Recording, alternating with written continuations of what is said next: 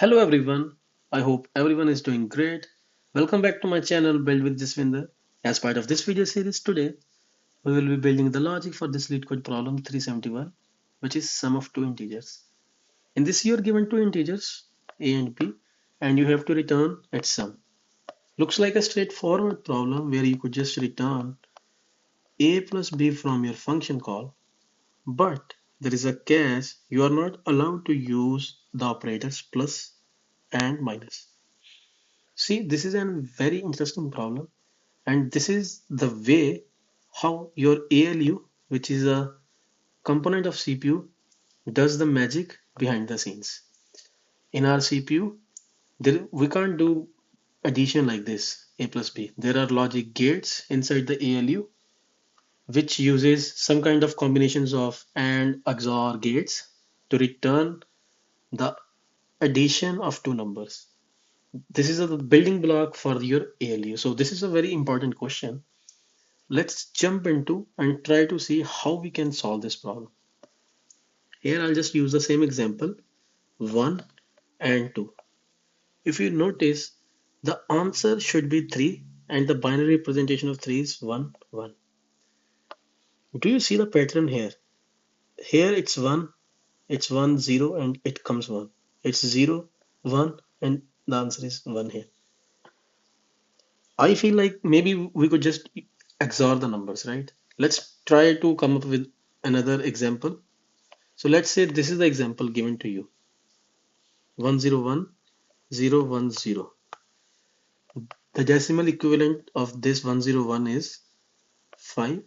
For this one, it's 2. The answer should be 7. Let's use the same approach and do the XOR bit by bit. So this is 1 0. Here comes 1 0 1. Here comes 1 1 0. Here comes 1. So it looks like we could just XOR the two numbers and it will give us the answer. But there is a catch here. I'll give you another problem. So let's say you are given this. This is 4, and your answer should be 8. But if you just do the XOR, you will notice 0, 0, you come 0 here, 0, 0, you put 0 here, 1, 1, you put 0 here. So you say that the sum is 0, but no, it should be 8. So, but if you check the binary representation of 8, it's 1, 0, 0, 0. So how can you get this one? So if you see, this one is coming from this part, from this one and this one, because when you do add these ones, you are supposed to get a carry, right? So if I do it for every bit, here the carry is 0, 0 plus 0, the carry is, there is no carry here. If I do 1 plus 1, so there should be a carry. So let me just write down carry for each bit. Carry for this bit is 0, carry for this bit is 0, carry for this bit is 1. So if you check, the carry would be something like 100 for this case, for this two numbers. But your sum came out to be 000, but it should be 8, which is 1000. Now, if you just left shift your carry by one bit, your carry will become 1000, right? And if you now add this carry to your sum, which came as 0, you will notice what you will get is the same number which you are supposed to get. Now, how to sum it? It's again simple. You just have to assume that this is your first integer, this is your second. Now, how can you add them? It's simple. Just XOR each bit 000, 000, 000, and then 0, 1, 1. So this is your answer. Can we have to do anything else? We might need to check that if there is a carry generated here or not. So you see here, it's 0, 0, so the carry generated is 0. 0, 0, carry generated 0, 0, 0, carry generated is 0, 0, 1, carry generated is 0. So if you check, the carry is 0. So there is no need to add another carry in this answer. So you can safely assume that this is your final answer, which is true in this case. But there might be some cases where you have to again add till the time your carry is not equal to 0. Let me show you another example. So here, if you notice, this is a number, and I guess this is the binary representation would be 8, 4, 12, 14, and for this one, it should be 11. If you sum it, it should be 25. Let's try to build the intuition on how to solve this. So first of all, you will assume that sum is just the XOR of this number here and this. If you do the XOR bit by bit, you will just see that 0, 1, it comes 1 here, okay? 1, 1, you get 0, 1, 0, you get 1 here, 1, 1, you get 0 here, okay? Now, is this your answer? No, you have to get the carry. So what will be the carry here? So let me just write down the carry here. The carry would be 1, 0, 1. There is no carry here generated. 1, 1. Oh, yeah, there is a carry. 1 generated. So 1, 0. No carry generated. 1, 1. There is a carry generated over.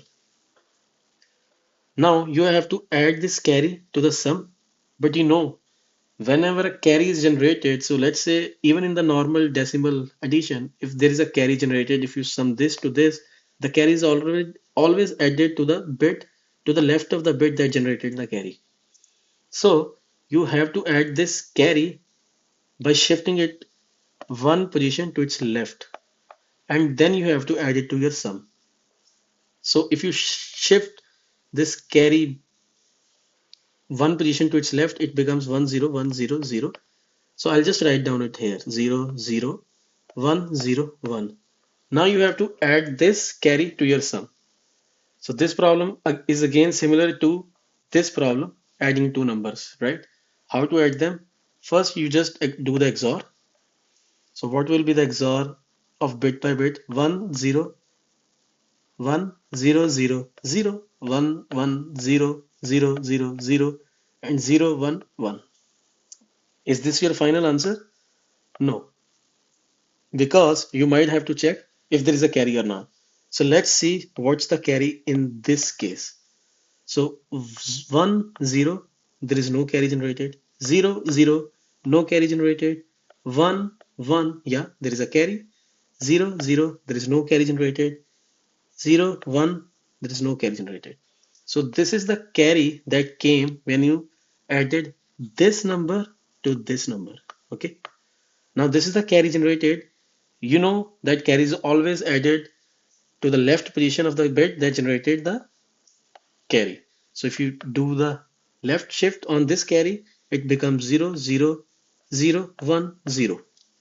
So now you have to add this carry to your sum. So I'll just write down this carry here. Now how to add them?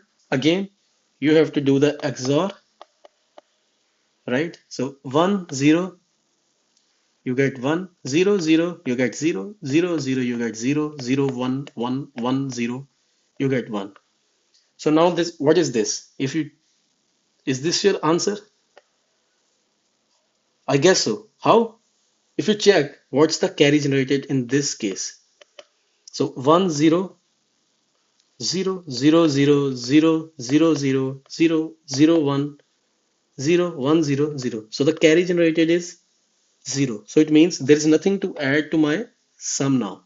So whatever I get here is my final answer. Let's try to check. If you check the binary representation of 25, it's exactly this one. Because if you see here, this is 16, 8, 24 and 125, which is the answer, and this is the correct answer. So you see the intuition, it's simple. I'll just write down the steps. So first you do the XOR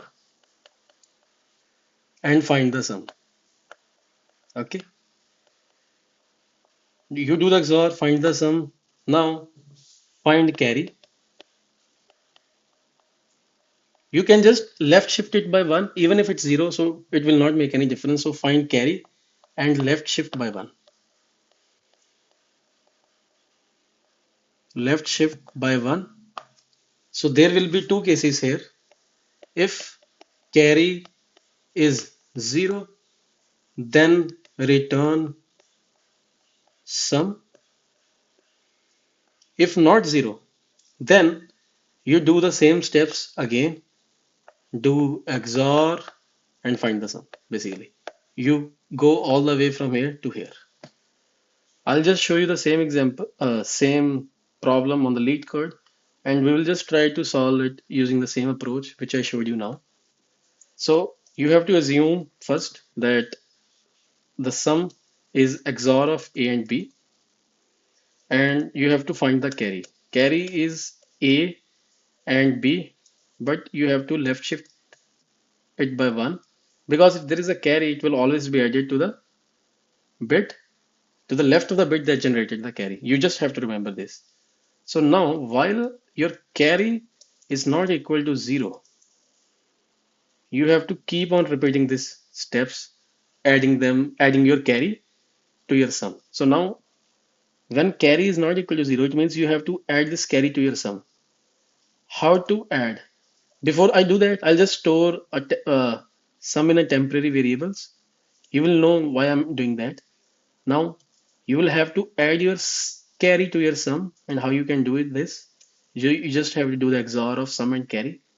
Now there might be a carry generated from this sum and this carry, right? When you're adding this carry to your sum, there might be a new carry that might get generated, and you have to add it again, which will get added here in this loop. So how can you get the carry now? So the carry is again sum and carry, but I'll have to use this sum because this is the new sum. I have to use the previous sum. So T and carry, and I have to left shift it by 1. Sorry, here also I have to left shift by 1. So in the end, I just have to return the sum. If I know that my carry is 0, so it means there's no need to add more carry. So as my carry is 0, which always also the case in the standard decimal addition also. Let me try to submit it. Okay. So the basic test case is passed. Yeah, the solution is submitted. So you will see that this is a very important question, because this is the way how ALU builds, or ALU, do the addition and subtraction of two integers in the CPU. And so it's a very important question. I hope you guys understood the problem and the solution. If you do, please like the video and subscribe to my YouTube channel. I'll keep on posting more such videos. Thank you so much, guys.